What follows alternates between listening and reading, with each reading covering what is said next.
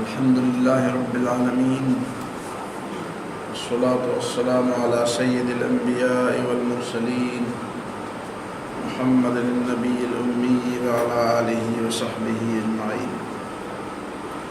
أما بعد، عن أبي هريرة رضي الله تعالى عنه قال قال رسول الله صلى الله عليه وسلم: إن الله تعالى يقول: أنا عند ظن عبدي بي وأنا معه إذا دعاني. وعن أنس بن مالك رضي الله تعالى عنه قال: سمعت رسول الله صلى الله عليه وسلم يقول: قال الله تعالى: يا ابن آدم، إنك ما دعوتني ورجوتني غفرت لك على ما كان منك ولا أبالي.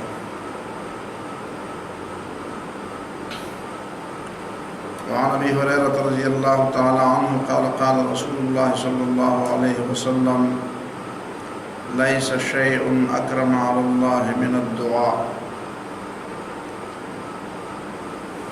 وعن أبي هريرة رضي الله تعالى عنه أن رسول الله صلى الله عليه وسلم قال: من سره أن يستجيب الله له عند الشدائد فليكثر من الدعاء في الرخاء.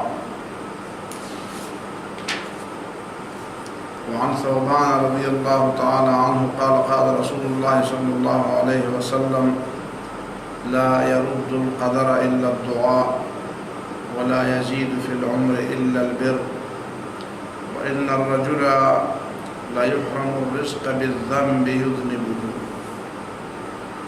وعن عائشة رضي الله تعالى عنها قالت: قال رسول الله صلى الله عليه وسلم: لا يغني حذر من قدر، والدعاء ينفع مما نزل ومما لم ينزل، وإن البلاء لينزل فيلقاه الدعاء فيعتلجان إلى يوم القيامة. یہ چند حدیث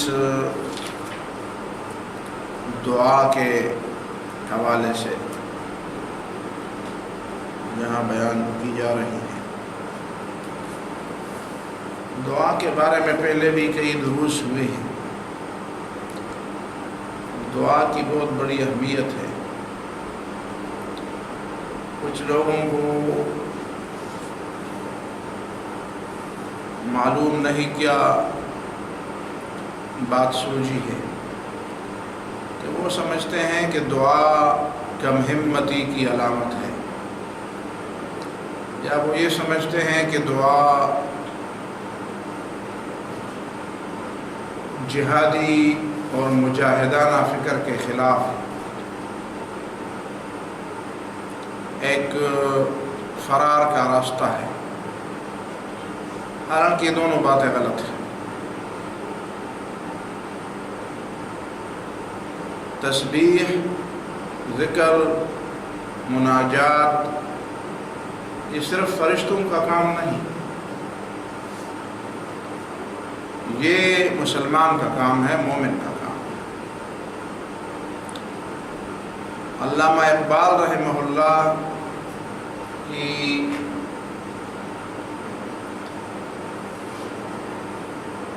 جلالت شان کے باوجود انہوں نے جو تقابل فرمایا ہے وہ تقابل درست نہیں۔ وہ جو فرماتے ہیں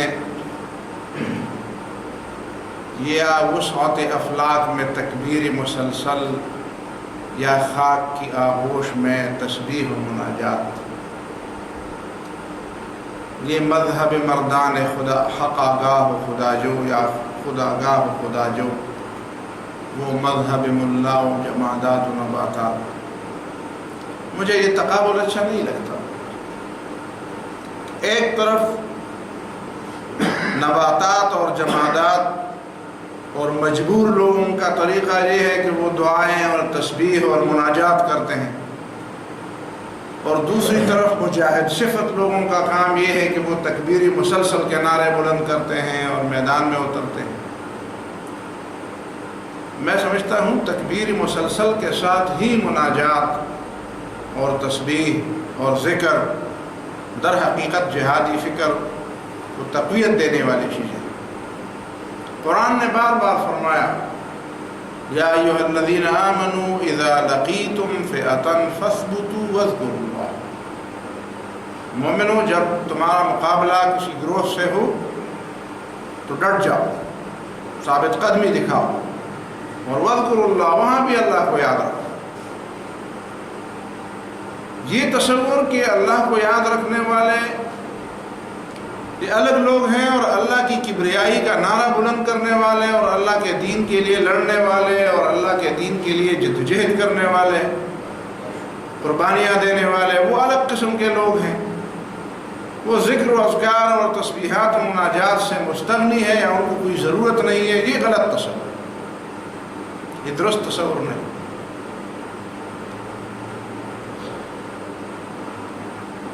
ایک حدیث میں یہ بات آئی ہے کہ ذکر اللہ ساری عبادات سے افضل چیز ہے. ذکر اللہ، اس کا معنی یہ ہے کہ ہر عبادت کی روح اللہ تعالیٰ کا ذکر ہے. نماز میں بھی اگر اللہ تعالیٰ کا ذکر نہ ہو تو وہ نماز نہیں. قرآن نے خود فرمایا وَأَقِمِ الصَّلَاةَ لِذِكْرِي، اور نماز پڑھو میری یاد کے لیے. تو صلاۃ اور نماز بھی اللہ کے ذکر کے بغیر نماز نہیں. حالانکہ نماز بہت بڑی عبادت ہے، اور جہاد کے میدان میں اور جنگ کے میدان میں بھی قرآن نے فرمایا فاذکروا اللہ. اور قرآن نے کسی اور کام کے بارے میں کثرت کا ذکر نہیں فرمایا، ذکر کے بارے میں کثرت کا ذکر فرمایا. یا ایھا الذین آمنوا اذکروا اللہ ذکرا کثیرا وسبحوہ بکرۃ وأصیلا. باقی اعمال کے بارے میں تو حسن عمل کا ذکر ہے. لیبلوکم ایکم احسن عملا، اللہ تمہیں آزماتا ہے تاکہ تم میں بہتر عمل کرنے والا کون ہے. لیکن جب ذکر کی بات آتی ہے وہاں پہ کثرت کا لفظ آتا ہے. کئی نسبحک کثیرا ونذکرک کثیرا. موسیٰ علیہ السلام اللہ تعالیٰ سے اپنے بھائی کے لیے نبوت مانگتے ہوئے دعا کرتے ہیں کہ کئی نسبحک کثیرا ونذکرک کثیرا، تاکہ ہم تیری زیادہ تسبیح بھی کریں اور زیادہ ذکر بھی کریں. اور منافقین کے بارے میں قرآن نے فرمایا تھا کہ وَلَا يَذْكُرُونَ اللَّهَ إِلَّا قَلِيلًا يُرَاؤُونَ النَّاسَ.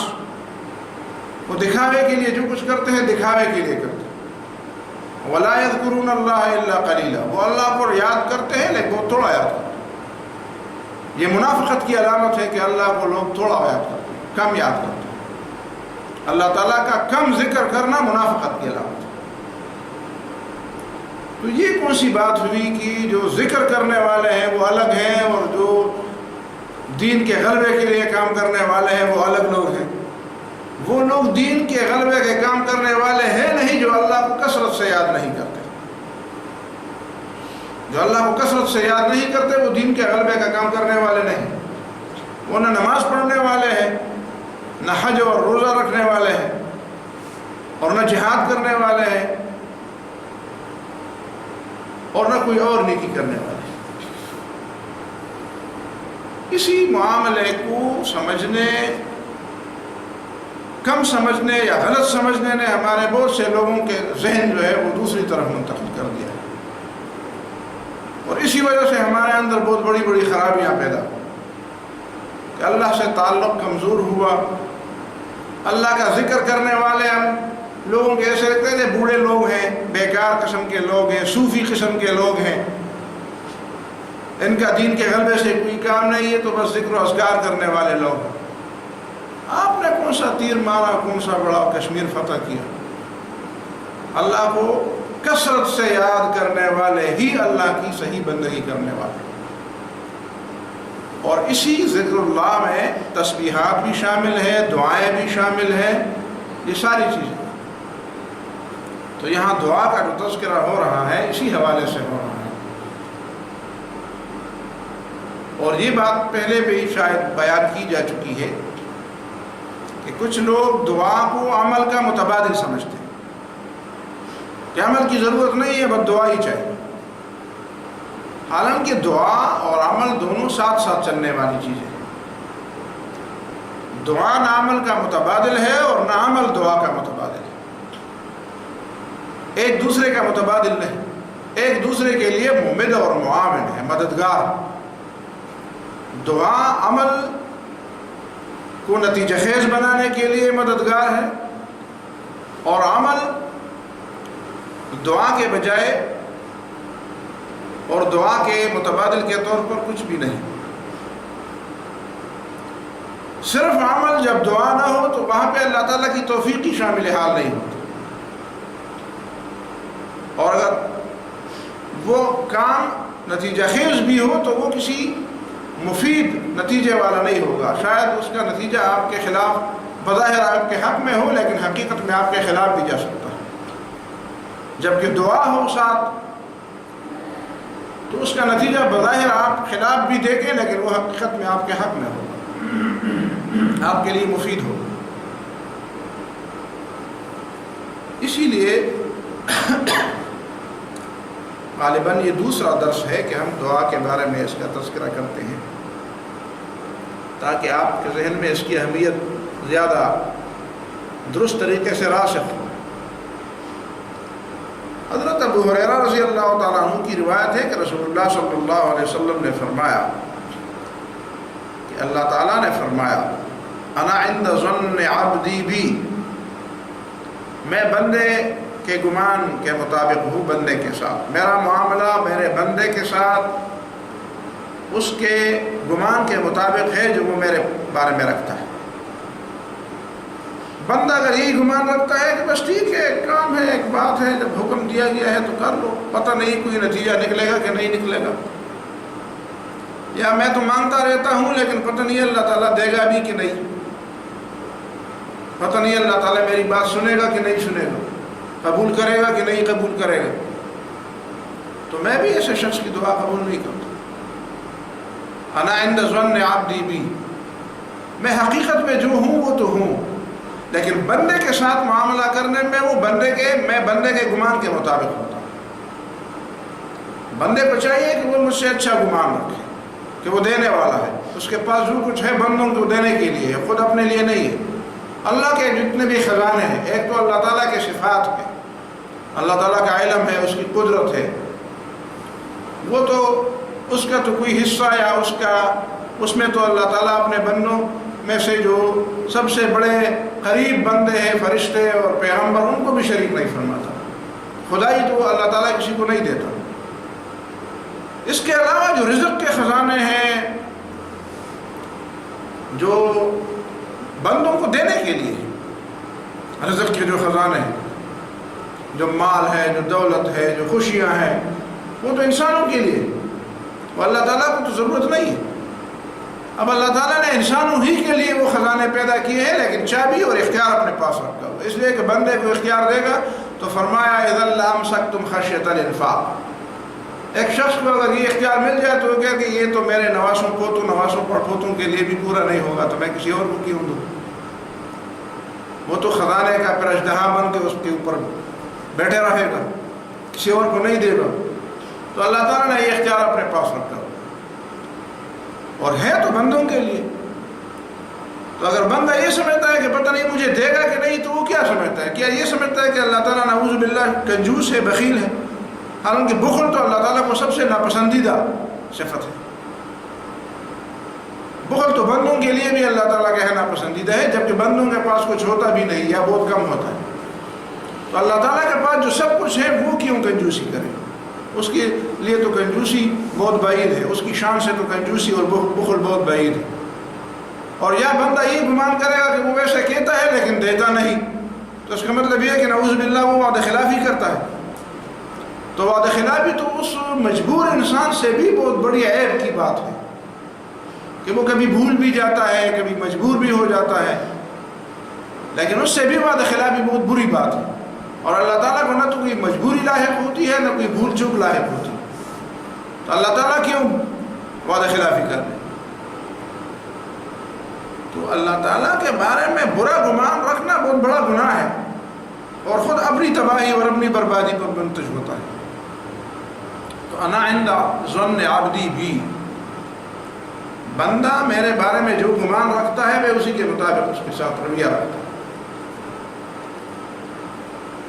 وَأَنَا مَعَهُ إِذَا دَعَانِي، اور میں اس کا مددگار ہوں، میں اس کے ساتھ ہوں جب وہ مجھے بلاتا ہے۔ کسی اور کو بلائے گا تو پتہ نہیں وہ ساتھ دے گا کہ نہیں، بلکہ وہ اس کی بات سنے گا بھی کہ نہیں، اور اس کی بات سن کر اس کی مدد پر قادر ہوگا بھی کہ نہیں۔ وَأَنَا مَعَهُ إِذَا دَعَانِي، اور جب بھی وہ مجھے بلائے گا، جب بھی وہ مجھ سے مانگے گا تو میں اس کے ساتھ ہوں۔ اسے سمجھنا چاہیے کہ اللہ تعالیٰ میرے ساتھ ہے۔ دوسری حدیث میں حضرت انس بن مالک کی روایت ہے، سمعت رسول اللہ صلی اللہ علیہ وسلم یقول، قال اللہ تعالیٰ نے فرمایا، یا ابن آدم، آدم کے بیٹے، بیٹے بیٹی سب شامل ہیں، ابن آدم کا مطلب ہے بنی آدم، جس طرح ہم کہتے ہیں بنی آدم، آدم کی اولاد، انک ما دعوتنی ورجوتنی، جب تک تو مجھ سے مانگتا ہے اور جب تک تو مجھ سے توقع رکھتا ہے، مانگتا بھی ہے اور مجھ سے امیدیں بھی باندھتا ہے، توقع بھی رکھتا ہے، غفرت لک، تو میں تجھے معاف کروں، میں تیرے اوپر پردہ ڈالوں، تیری پردہ پوشی کروں، تیرے گناہ بخش دوں گا، علی ما کان منک، اس کی کوئی مجھے پرواہ نہیں کہ تو کیسا ہے، تیرا عمل کیسا ہے، تمہاری کیا کیا کمزوریاں ہیں، تمہاری کمزوریوں اور تمہاری غلطیوں، تمہارے گناہوں، تمہاری کمزوریوں کے باوجود جب تک تو مجھ سے معافی مانگتا ہے، جب تک تو مجھ سے دعائیں مانگتا ہے اور مجھ سے توقع رکھتا ہے کہ اللہ تعالیٰ مجھے معاف فرمائے گا، ولا ابالی، اور مجھے اس کی کوئی پرواہ نہیں کہ کوئی کیا کہے گا اور کوئی کیا کرے گا۔ اس کا معنی یہ نہیں ہے کہ انسان بس صرف اللہ تعالیٰ سے توقع باندھے اور اس سے دعائیں مانگے اور پھر آستینے چڑھا کر گناہ کے پیچھے پڑ جائے اور جو بھی گناہ اس کے بس میں ہو بس وہ کرتا رہے، اس لیے کہ اللہ تعالیٰ سے دعا مانگنا کم از کم اللہ تعالیٰ سے حیا کرنے کے ساتھ، جو شخص حقیقی معنوں میں اللہ تعالیٰ سے دعائیں مانگتا ہے اور اللہ تعالیٰ سے امیدیں رکھتا ہے، اس کا معنی یہ ہے کہ وہ کم از کم اللہ تعالیٰ سے حیا تو کرتا ہے۔ جو شخص کسی سے کوئی کام وابستہ ہو اور اسی سے کے سامنے جا کر اپنا مدعا بھی رکھتا ہے اور پھر اس کے سامنے بے حیائی کا اور اس کی بے ادبی کا کوئی کام بھی سامنے کرتا ہے، تو یہ دونوں باتیں چلتی نہیں۔ اس کا یہ معنی نہیں ہے کہ وہ ڈٹائی کے ساتھ گناہ بھی کرتا رہے اور اس کی کوئی پرواہ نہ کرے، بلکہ اس کا معنی یہ ہے کہ باوجود اس کے کہ انسان ہے تو گناہ گار، انسان ہے تو خطا کار، اللہ تعالیٰ انسان کی خطا کاری کی وجہ سے اس کی دعا رد نہیں کرتا۔ اگر وہ یہ کرتا تو اس کا مطلب یہ ہوتا کہ یا تو فرشتوں کی دعا قبول فرمائے گا یا پیغمبروں کی دعا قبول فرمائے گا، باقی لوگوں کی دعائیں نہیں سنے گا، اس لیے کہ باقی لوگ تو خطا کار ہیں۔ تو دعا مانگنے کے لیے یہ ضروری نہیں ہے کہ آدمی بالکل گناہوں سے پاک، اس حدیث کا مطلب یہ ہے کہ دعا مانگنے کے لیے اللہ تعالیٰ کے ہاں یہ شرط نہیں ہے کہ انسان بالکل غلطیوں سے اور گناہوں سے پاک ہو تب اس کی دعا قبول ہوگی، گناہ گار انسان کی بھی دعا قبول ہوتی ہے۔ اس کا معنی یہ نہیں ہے کہ آدمی گناہوں کے بارے میں دلیر ہو جائے، یہ دونوں باتیں الگ ہیں۔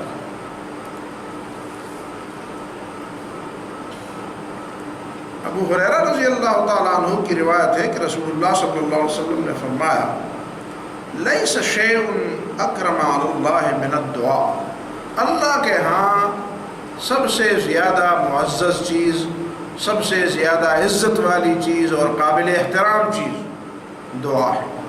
دعا سے بڑھ کر کوئی چیز اللہ تعالیٰ کے ہاں قابل احترام نہیں۔ تو آپ کہیں گے یہ نماز ہے، آپ کو پتہ ہے نماز کو صلاۃ کہتے ہیں اور صلاۃ کا معنی دعا ہے۔ نماز میں بھی سب سے بڑھ کر جو چیز ہم مانگتے ہیں وہ ہدایت ہے، صراط مستقیم کی دعا ہے، وہ بھی تو دعا ہی ہے۔ سجدے میں اللہ تعالیٰ کے انسان زیادہ قریب ہوتا ہے تو وہاں پہ حکم دیا گیا ہے کہ فاجتہدوا فی الدعاء، وہاں زیادہ دعائیں مانگو۔ تضرع ہے، دعا عاجزی ہے، تضرع ہے، خضوع ہے، اور اپنی کمتری کا زبانی طور پر اور عملی طور پر اظہار ہے۔ اپنی کمائیگی، اپنی کمتری کا دیکھیں سر زمین پر رکھنا، کسی کے سامنے ہاتھ جوڑ کر کھڑا ہونا، رکوع میں جانا، یہ تو عاجزی کا اظہار ہے، تضرع ہے. اور یہی تضرع دعا کی بھی بنیاد ہے. اسی لیے فرمایا دوسری حدیث میں کہ الدعاء هو العبادہ، الدعاء مخ العبادہ، دعا عبادت کا مغز خلاصہ ہے. تو دعا اللہ تعالیٰ کے ہاں سب سے پسندیدہ چیز ہے، اور دعا اللہ تعالیٰ کے ہاں قابل احترام اور قابل قدر چیز ہے. اللہ تعالیٰ بندے کی دعا کی قدر فرماتا ہے، اور قدر فرمانے کا معنی یہ ہے کہ وہ اس کے ہاں قبول ہوتی ہے. انہی حضرت ابو ہریرہ رضی اللہ تعالیٰ عنہ کی روایت ہے کہ رسول اللہ صلی اللہ علیہ وسلم نے فرمایا من سرہ ان یستجیب اللہ لہ عند الشدائد، جو اس بات سے خوش ہو کہ مصیبتوں میں اللہ تعالیٰ اس کی دعا قبول فرمائے، جس کی تمنا یہ ہو، جو اس بات سے خوش ہوتا ہو کہ اللہ تعالیٰ مصیبتوں میں میری دعائیں سنے اور قبول فرمائے، فَلْيُكْثِرْ مِنَ الدُّعَاءِ فِي الرَّخَاءِ، تو خوشی کی حالت میں دعائیں زیادہ مانگے. یہ ہماری بہت بڑی غلطی ہے کہ ہم جب خوشی میں ہوتے ہیں، جب ہماری کوئی فوری طور پر کوئی ضرورت کی چیز نہیں ہوتی اور ہم کچھ آرام محسوس کرتے ہیں، کچھ سکون سا محسوس کرتے ہیں، تو اس وقت میں ہم لمبی دعائیں نہیں مانگتے. پتہ نہیں ہمارے ذہن میں کیا ہوتا ہے کہ جو کچھ تھا وہ تو ہمیں مل گیا ہے، اب مزید کیا مانگیں. اور یہ بہت بڑی غلطی ہے. اس کا مطلب یہ ہے کہ ہمیں احساس ہی نہیں ہے کہ مانگنے کی چیز کون سی ہے. رسول اللہ صلی اللہ علیہ وسلم تو آخر تک ہدایت کی دعا مانگتے تھے. تو کیا ہم ہدایت سے بھی مستغنی ہو گئے؟ ہم اللہ تعالیٰ کی رضا سے بھی مستغنی ہو گئے؟ وہ بھی ہمیں مل گئی ہے. کیا ہمیں جنت بھی مل گئی ہے؟ کیا قیامت جنت جانے تک جو مراحل ہیں ان سب مراحل میں کے بارے میں ہمیں یقین ہے کہ وہ سب مراحل بس خیریت سے گزر جائیں گے، بس ان کے بارے میں ہمیں اطمینان ہے؟ بہت بڑی بڑی چیزیں ہیں، بہت بڑے بڑے مراحل ہیں. تو یہ بنیادی چیز ہے کہ ایک انسان اگر یہ سمجھتا ہے کہ مجھے مصیبتوں میں میری دعائیں قبول ہوں، تو عام حالات میں اور خوشی کی حالت میں اسے اللہ تعالیٰ سے زیادہ دعائیں مانگنی چاہیے.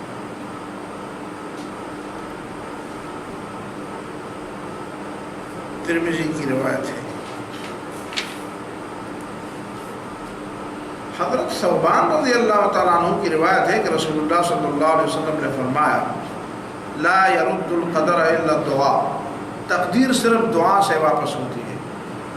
ہمیں تو نہیں معلوم کہ تقدیر کیا تھی اور کیسے واپس ہوگی، اس کو پتہ چل جاتا ہے. لیکن بہرحال حدیث میں یہ بات آتی ہے کہ تقدیر دعا کی وجہ سے ٹل جاتی ہے. اللہ تعالیٰ کے اختیار میں یمحو اللہ ما یشاء ویثبت، اللہ کے ہاتھ میں اختیار ہے، جو کچھ چاہتا ہے لکھتا ہے، جو کچھ چاہتا ہے مٹاتا ہے. لکھنا اور مٹانا دونوں اللہ تعالیٰ کے اختیار میں. وَعِنْدَهُ أُمُّ الْكِتَابِ، اس لیے کہ اصل کتاب تو اللہ تعالیٰ کے پاس، کسی اور کی وہاں پہ رسائی نہیں.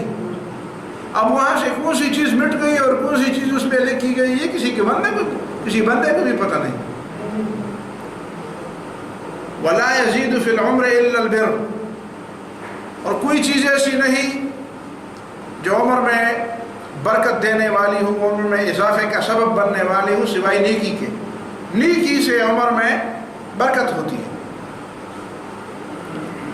نیک عمل کرنے سے عمر میں برکت پیدا ہوتی ہے، زیادت پیدا ہوتی ہے. اور زیادت کبھی کم کی ہوتی ہے، کبھی کیف کی ہوتی ہے، کبھی کوالٹی کی ہوتی ہے، کبھی کوانٹٹی کی ہوتی ہے.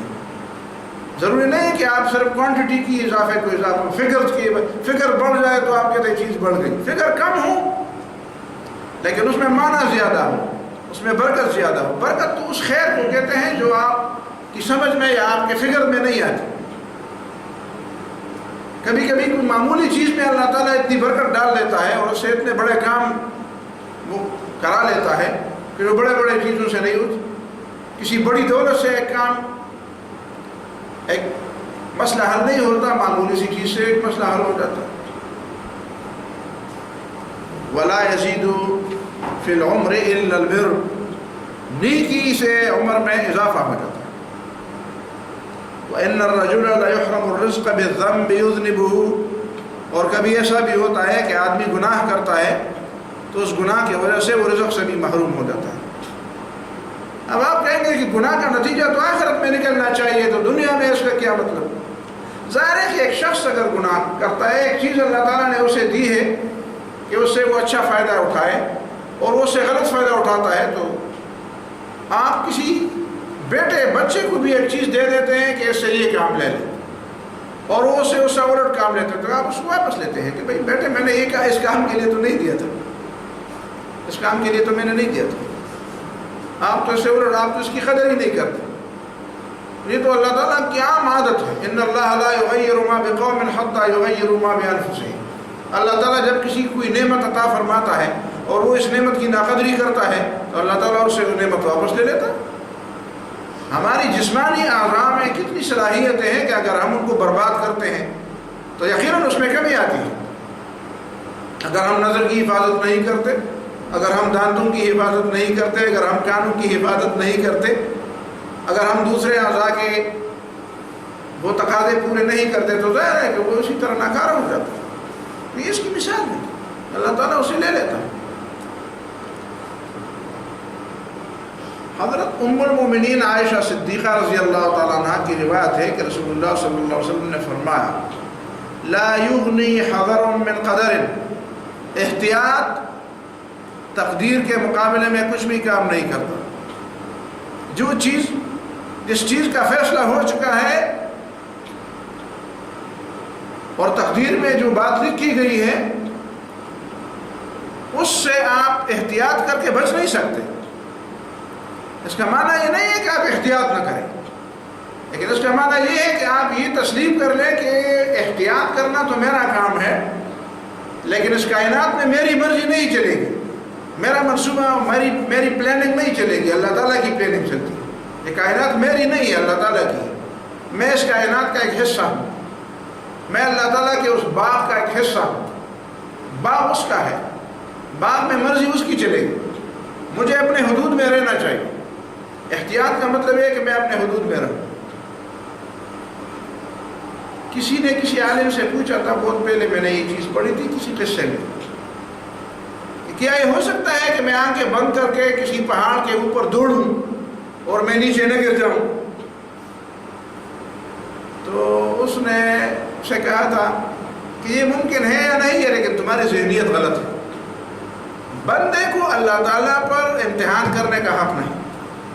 کیا تو یہ کہنا چاہتا ہے کہ میں اللہ تعالیٰ پر، مثال کے طور پر حدیث میں یہ بات آئی ہے کہ جو بسم اللہ الذی پڑھ لے اسے کوئی تکلیف نہیں ہو، سب بسم اللہ الذی لا یضر مع اسمہ شیء فی الارض ولا فی السماء وهو السمیع العلیم پڑھ لے، اعوذ بکلمات اللہ التامات من شر ما خلق پڑھ لے، تو اسے کوئی تکلیف نہیں ہوگی۔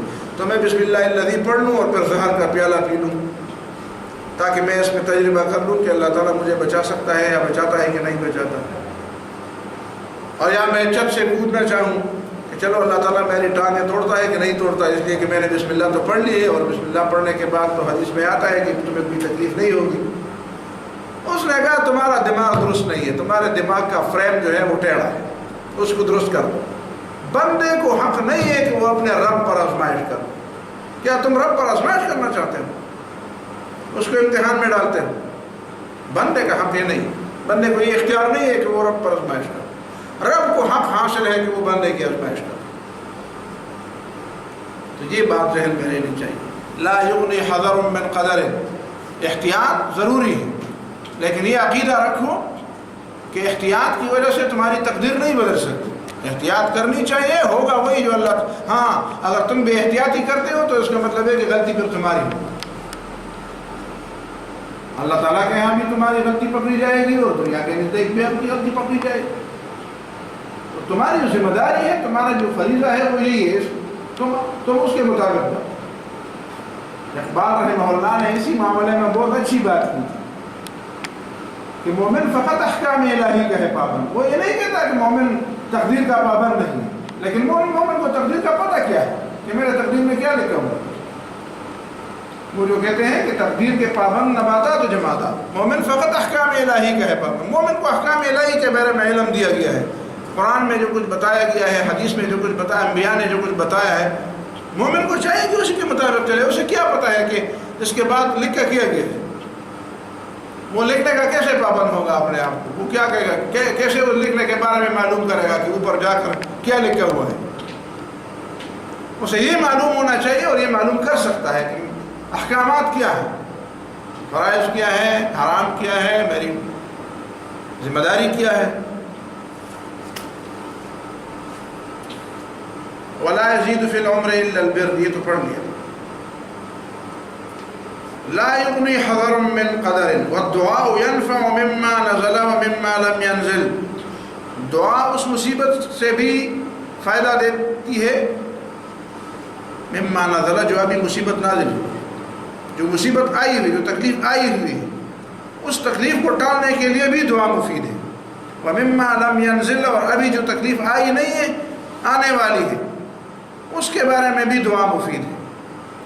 دعا کا مطلب یہ نہیں کہ آپ کہیں کہ آپ تو بس بات ہو گئی، اب کیا دعا مانگیں؟ نہیں، اب بھی دعا مانگو، اور جو نہیں آئی ہے اسی کے بارے میں بھی دعا مانگو۔ وَإِنَّ الْبَلَاءَ لَيَنْزِلُ، اور مصیبت نازل ہوتی ہے، مصیبت اترتی ہے۔ فَيَلْقَاهُ الدُّعَاءُ، تو ادھر سے دعا اوپر جا کے اس سے ملتی ہے، اوپر سے نیچے آ رہی ہے مصیبت، اور دعا نیچے سے اوپر جا رہی ہے، دونوں آپس میں فضا میں ملتے ہیں۔ فَيَعْتَلِجَانِ، تو دونوں ایک دوسرے کے ساتھ لڑتے ہیں۔ دعا لڑتی ہے اس بلا سے، اس مصیبت سے، الی یوم القیامت، قیامت تک۔ تو جب ایک لڑنے والا کمزور ہو جاتا ہے تو آدمی دوسرا لڑنے والا بھیجتا ہے۔ ایک پہلوان ہوتا ہے، دوسرا اس کے مقابلے میں کمزور، آپ جب دیکھتے ہیں کہ اس کو پچھاڑتا ہے تو آپ دوسرا بھیجتے ہیں، اور جب دوسرا بھی پچھاڑتا ہے تو آپ تیسرا بھیجتے ہیں۔ تو دعائیں مانگا کرو، دعائیں مانگا کرو، اوپر بھیجا کرو، اور اوپر سے جتنی بھی بڑی بڑی مصیبتیں آتی ہیں وہ ان کے ساتھ لڑیں، اور تم یہاں پہ آرام سے بیٹھے رہو۔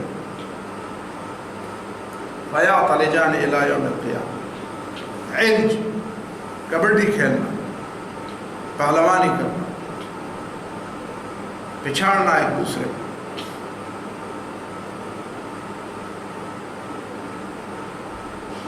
حضرت عبداللہ بن عمر رضی اللہ تعالیٰ عنہما کی روایت ہے کہ رسول اللہ صلی اللہ علیہ وسلم نے فرمایا، من فتح له منکم باب الدعاء، جس کے لیے بھی دعا کا دروازہ کھولا گیا، یعنی جس کو بھی دعا کی توفیق مل گئی۔